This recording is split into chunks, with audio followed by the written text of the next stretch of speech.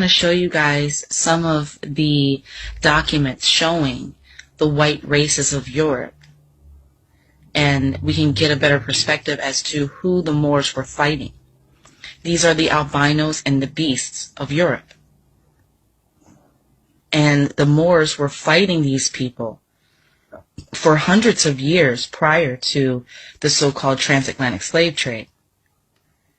And one interesting thing I wanted to show you is that when you look at these beasts and albinos and how they have achieved what they've been able to achieve in just a few hundred years, keeping in mind that they were considered wild men just a few hundred years ago, and they had no last names. Many of them didn't even have first names.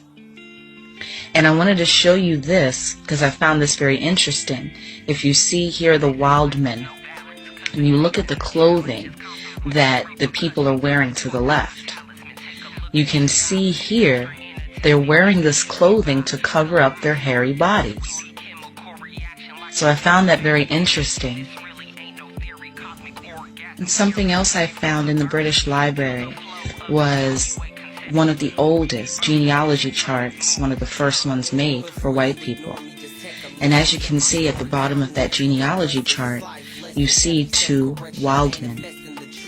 So they're showing that their ancestry comes from the caveman.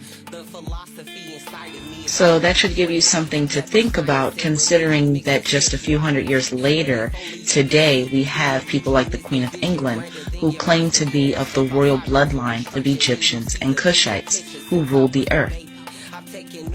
They even found the remains of a boy who was buried at Stonehenge in Europe. He was buried in Europe, but he actually came from the Mediterranean Sea in Africa. And he came to Europe 3,500 years ago.